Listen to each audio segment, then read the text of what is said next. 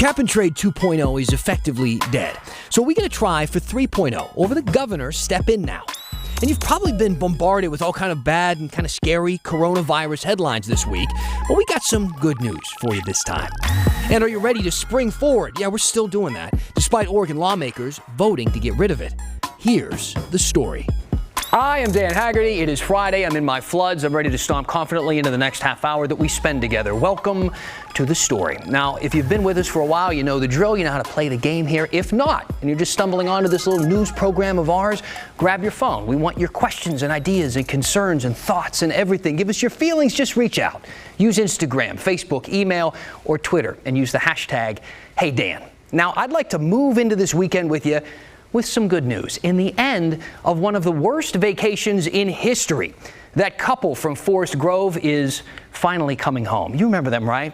These are the people that got quarantined in Japan for coronavirus after it broke out on their cruise ship like forever ago. Rebecca Frazier, she caught the virus, never really had any serious symptoms, but she just couldn't kick the thing. She tested positive, got quarantined for 28 days. Now, the last time we talked to her, she said she couldn't wait to come home and find some comfort food at Pizza Schmitza. So I guess fire up the ovens, fellas. We also got some new numbers from Oregon. Oregon tested a few dozen more people, and we don't have any new cases, so we're still just sitting at 3. Which is good news, I think. Also, if you're looking to do some traveling, flying is like super duper cheap right now. You can go round trip from LA to Melbourne, for instance, for like $600. New York to London and back for less than $350. And a great deal here, nonstop flight from PDX to Newark, New Jersey for just $57, depending on how you define the words great and deal. So this weekend, the mantra for coronavirus has not changed. Don't freak out, stay home if you're sick, and wash your hands a lot. But while cheap flights may seem like a really good thing for me and you, it usually means that most people aren't flying. The travel industry is taking a real hit, and it's not just airlines. It's also hotels and really everyone who relies on travelers and their money. Kyle Aboshi found a travel conference here in Portland that's been postponed. Hotels around Portland report guests are changing plans. At the Society Hotel in Northwest Portland, 29 guests have called to cancel reservations within the last 3 days, according to the assistant general manager. Other hotels in Portland report they too have seen a significant increase in cancellations for the entire month of March and into April. Some of these cancellations are due to a travel conference being postponed. 800 people were expected for the Go West Summit in Portland later this month. It's been moved to late summer. Other conferences and conventions are taking precautions and trying to decide what they should do. Trade groups, including Travel Portland, are keeping an eye on the situation, but emphasize Portland is still open for business and there are no travel restrictions. Tourism is important, making up 4% of our state's overall economy. It's estimated tourism brings in $3.6 billion annually to the state and helps keep people employed. There are more than 115,000 jobs in Oregon related to hotels and travel, and that number continues to grow. Several large hotel projects have recently come online, adding hundreds of rooms to Portland's inventory. Trade organizations like Travel Portland say really it's too early to determine the full impact of these cancellations. Oftentimes takes several weeks to get all that data. Also, like everything else, it really is changing quickly. Let's talk about what's coming up quickly, like spring break, a lot of people traveling. Right. You got a bunch of events coming to the city. Yeah, we've got some big conventions coming in town in the next few weeks. Also sporting events, the women's NCAA regional games, those will be played here in Portland. A lot of those folks are kind of taking a wait-and-see approach. One thing to keep in mind, though, if you do have hotel reservations as a consumer, you've got up to 48 hours to cancel and get a full refund. Good advice. And we will wait and see and let you know what happens. Kyle, thank you.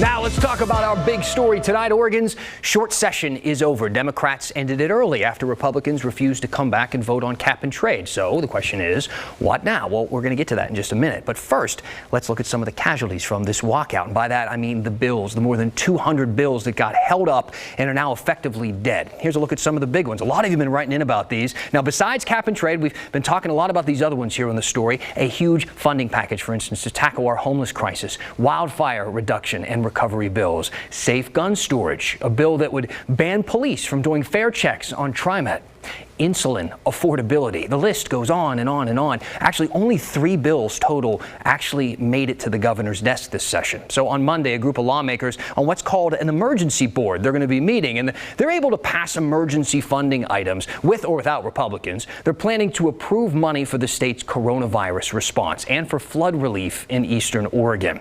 We just found out that there's one more thing that they're going to look at on Monday. It's a budget item that has to do with potential cap and trade executive orders. Now, Governor Brown has made it clear that she is definitely ready to go that route if she has to. If lawmakers won't vote on cap and trade, or on anything else for that matter, then she's going to use her executive power to get it done. All right, I want to bring in Maggie Vesper right now. Maggie, this is interesting because using executive power isn't exactly a rare thing for the governor to do. But in this case, it kind of is because of the complexity of this cap and trade bill. Totally. Cap and trade is so complex. I mean, one of its amendments alone was 177 pages, and now we're talking about executive action. No one knows exactly how this is going to go. I mean, legal and political experts are kind of disagreeing on how far that reach can go. And even in her news release announcing her plans to do this, the governor really kind of appeared to be walking a line.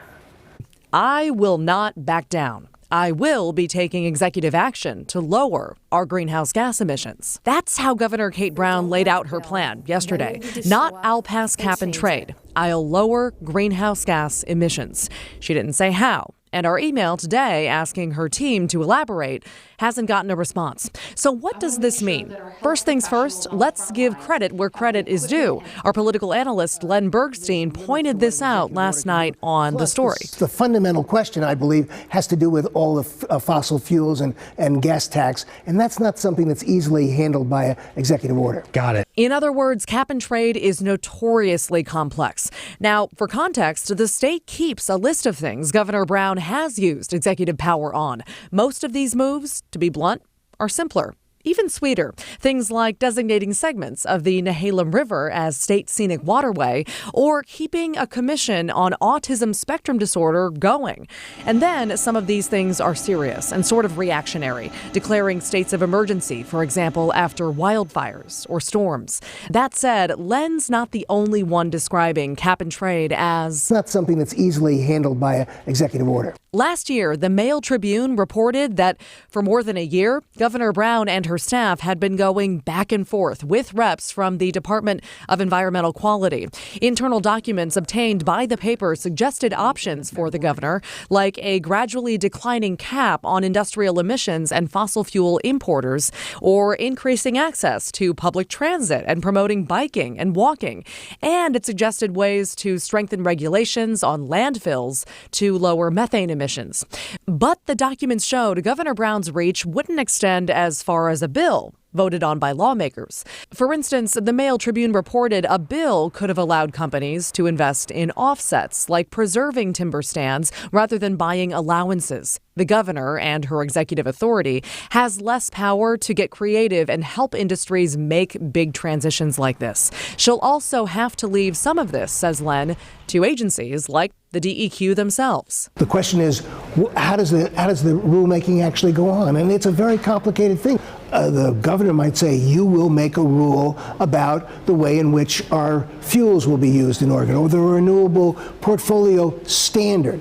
Then the executive agency has to have a series of meetings that are called rulemaking in order to actually put some flesh on that particular bone. And oh yeah. Then there's the issue of just flat out making people mad. Truckers hate cap and trade. Their protests have been intense. Multiple analysts have said an executive order by a Democratic governor following a Republican walkout could be a prime target for lawsuits. Sure, that last line was shocking to so many. Yeah. So to that point, in a Facebook Live feed yesterday, Senate Republican leader Herman Bearsugar said if she does take executive action on this topic, she can absolutely expect a lawsuit right away. You bet. All right, Maggie, thank you so much. Sure. A lot of you at home, I know that is so much to take in. There are a lot of questions from you about the walkout, about the end of the session, about everything. Marty Jewell, for instance, asking, hey, Dan, what will the Republicans that walked off the job be paid? All right, that's a great question. We've been hearing a lot. Now, most most people who go on strike don't get paid. But in this case, the Republican lawmakers who left will still get their salary. However, I do think that a lot of people often don't really quite know what lawmakers make. They think they make a lot more than they actually do. Senators and representatives make about $31,000 a year. The Senate president and House Speaker, they make twice that. The people who really, I think, make the big bucks would be some of the legislative staffers. Most of them actually make more than the lawmakers. And here you can see some of those positions make upwards of six figures or so. And while those staffers didn't walk out, they didn't have much to do because of the walkout.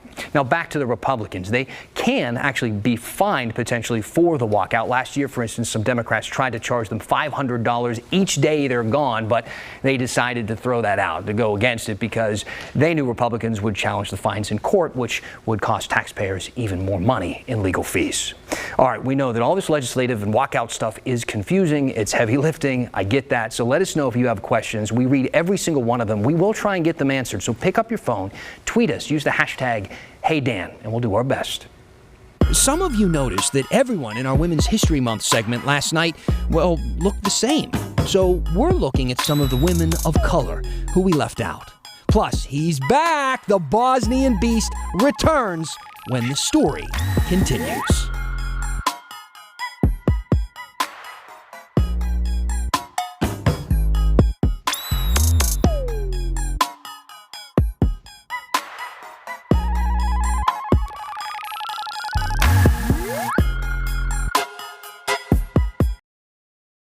Portland State University sent a pretty frank and dire-sounding letter to students this week. Basically, enrollment is down and expected to get worse based on the numbers for next year. They have to dip into their savings and spend $12 million of the university's $72 million endowment. And they're going to be doing a hiring freeze. They're not filling any open positions. We don't know exactly what that means, how many jobs we're talking about, but we do know that 80% of PSU's budget goes to its people, its employees. We got a lot of bad news in that letter, but not a lot of reasons why PSU is even in this situation. We do know the PSU has had a pretty tough time getting international students to want to go to school there. In the fall of 2017, they reported a double-digit drop of international students picking PSU. And at the time, the school blamed rhetoric from President Trump on immigrants and the travel bans that were in place. And, you know, to be fair, Portland was getting a lot of international headlines for protests and clashes and riots around that time, the kind of coverage that makes it a tough sell to mom and dad in Tokyo, for instance.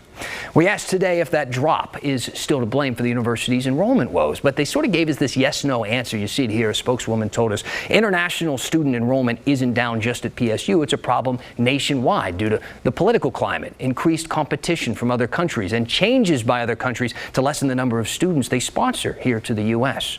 Now, a report that we found from the Institute of International Education from 2019 seems to back her statement up. It shows enrollment of international students in the U.S. fell 10% since 2015. But look, obviously, there are a lot of reasons why PSU is kind of in this spot right now. The university is asking all students and faculty to come up with ways to get them out of this budget mess next Tuesday at a budget forum on campus. Now, look, we're just starting to dig into this story for you, so send us your questions and thoughts and concerns. Use the hashtag #HeyDan. All right, let's talk about the weather story tonight. It is about the moon. We're going to see a supermoon next week. Chief Meteorologist Matt Safino joining us now to tell us some cool stuff about it. Yeah, first of 3 in a row that we get in 2020. It's nice. Kind of supermoon mania. I like it. Yeah, it's all over the place. And the other good thing about this is we'll actually be able to see it on Monday because we have a clear sky on the way. So this is going to be really cool. All right, let me show you what's happening with this. As soon as I get in the right spot. Got to do that too. A supermoon is when the moon gets closer to Earth than it normally does. So it appears a little bit bigger. So it happens Monday night on March 9th. It is called the supermoon, although some astronomers don't like that term. They think it's all hype. And I got to admit, we kind of hype this in the media. It's kind of fun. And what's the harm, right? We do. Because people seem to enjoy it. The other name for this would be let me get this right, a Perigean full moon. That's no fun, right? Or a proxy moon.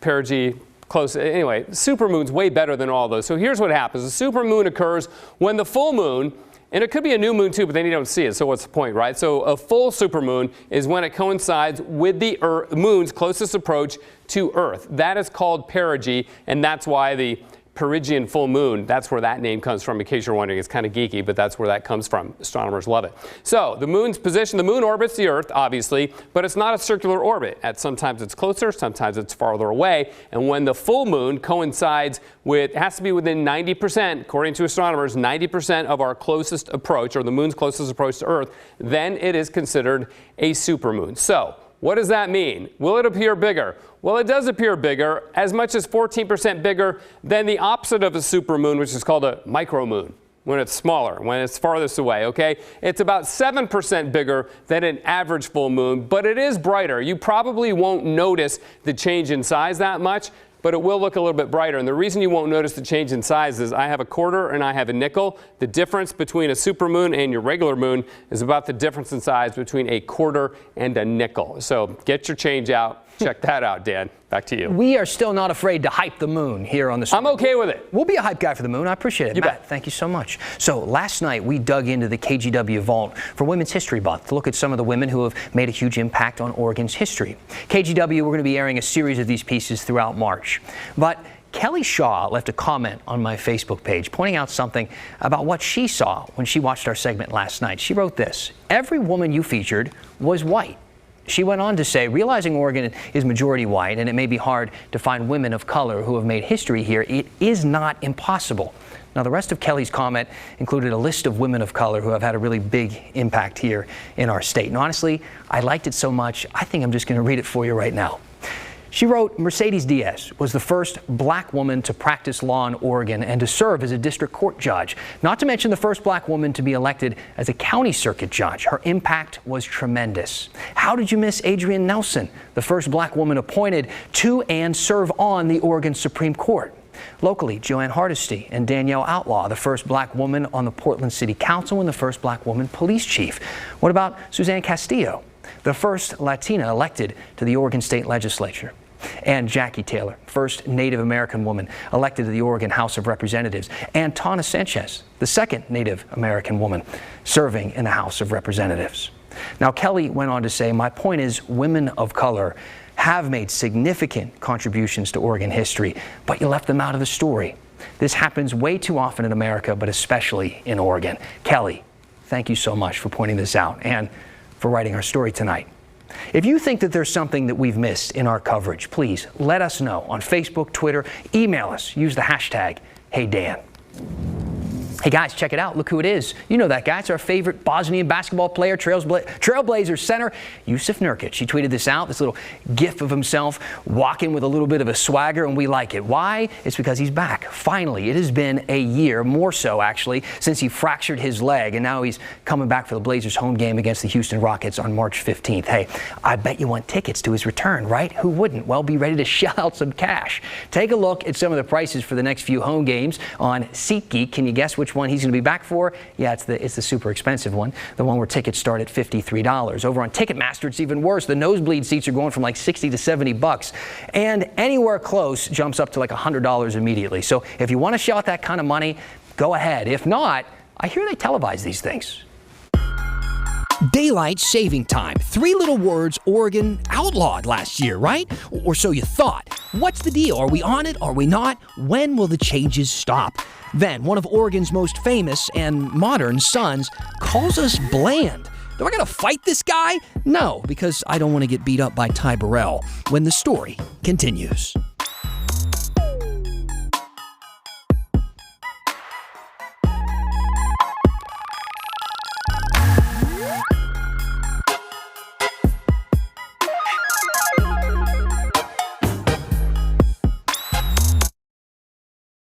All right, we want to take just a little bit of time right now to talk about, well, time, to answer a question that we've been getting from a lot of you using the hashtag #HeyDan. It has something to do with what's happening on Sunday. That's right, people, get psyched. It's time to change our clocks.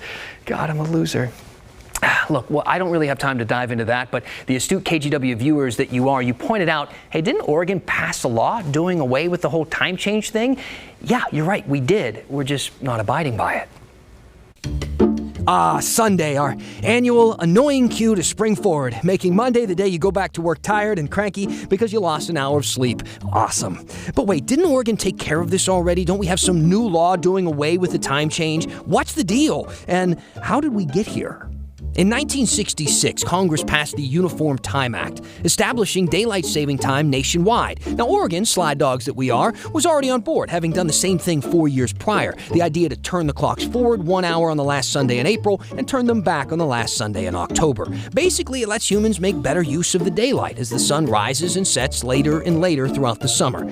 Fun fact, the official time change actually happens at 2 a.m., but you're asleep and don't care. Anyway, in 2005, Congress extended the daylight saving time window, scheduling us to spring forward in March and fall back in November. Now, to be clear, through all of this, people have found these frequent shifts, well, annoying. Some states like Arizona, they don't observe daylight saving time at all, and last year, Oregon decided to take a page out of their book. But lawmakers, instead, passed a bill that keeps us on daylight saving time year-round. In other words, the schedule we use during the summer will become our schedule all throughout the year. And we're not alone here. Washington and California have passed bills and ballot measures to do the same exact thing. But, and this is key, none of us can actually make the switch yet. Because for that to happen, we measly West Coast dwellers need approval. You guessed it, from Congress and the president. In short, we're stuck in legislative limbo, waiting on D.C., and they're, of course, known for getting things done quickly. That was sarcasm, and that's how we got here. Look, we know that Portland is great at keeping it weird, but when it comes to pronunciation, we're actually pretty mild compared to some other parts of the U.S. Like, for instance, if you ask somebody from Boston, where are my car keys? Well, they could be asking where to find the keys to their vehicle or where are their pants. Now, look, here's Brittany Falkers showing off her Minnesota accent this week. I'm a Minnesota native, Joe, so, oh, you betcha, this is a big deal.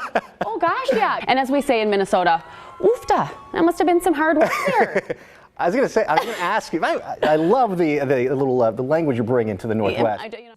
Look, we need Brittany's contribution around here because, frankly, we just don't have an accent, all right? Just take it from Oregon native and Modern Family star Ty Burrell in his appearance recently on the Stephen Colbert Show.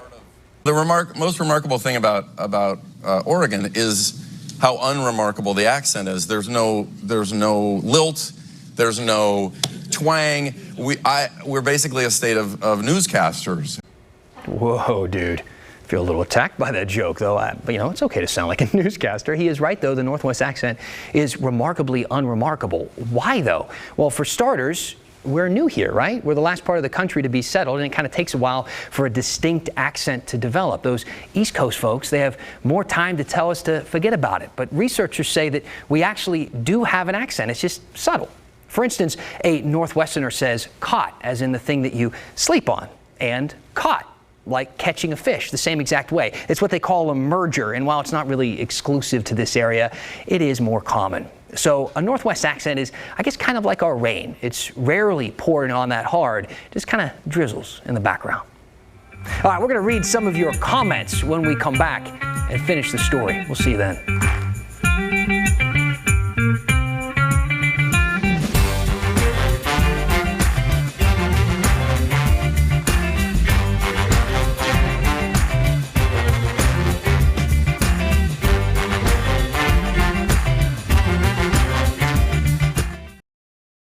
Dream big, fight hard. It's Elizabeth Warren's presidential campaign slogan, and one her dog Bailey takes very seriously. Here he is chasing his dream of stealing someone's burrito and refusing to give it up. Can't blame him there. I love burritos too. The video went viral after Warren's press secretary shared it yesterday. That wasn't all that Bailey was into either. He also refused to leave Warren's headquarters after she ended her campaign. It can be tough, big guy. He literally had to be carried out with a belly full of burrito, though. Warren defended his antics, saying that he was just stress eating. She also said he's mostly a good boy. Mostly. Hey, let's talk about some comments tonight. We got one from Tom Mitchell on Twitter talking about the walkout, saying, "Hey, Dan, it seems to me that the Democrats are as much to blame for getting little done this session by forcing cap and trade before a lot of other important bills by the Republicans walking out. Am I missing something here?" Look, I'm glad you asked, because I'm not really done talking about this. We still have a lot more to talk about when it comes to cap and trade, so stay with us on it. And we got some really nice people writing in. MK Frost saying, "Hey, Dan, we now actually look forward to watching the news. Don't stop. Can I tell you that all of our other news is really good, too, so you should probably watch it. Hey, Dan, I enjoy the story. Thank you for bringing the format to the news. I find it refreshing, informative, and fun." Well, thank you. It's a blast to do, and we appreciate everybody who tunes in, and definitely the people who send us their questions, concerns, thoughts, everything that help us tell your story, which is what this is all about. Thank you so much for being with us. Enjoy your Friday. Have yourself a great weekend. We'll see you back here on Monday on The Story.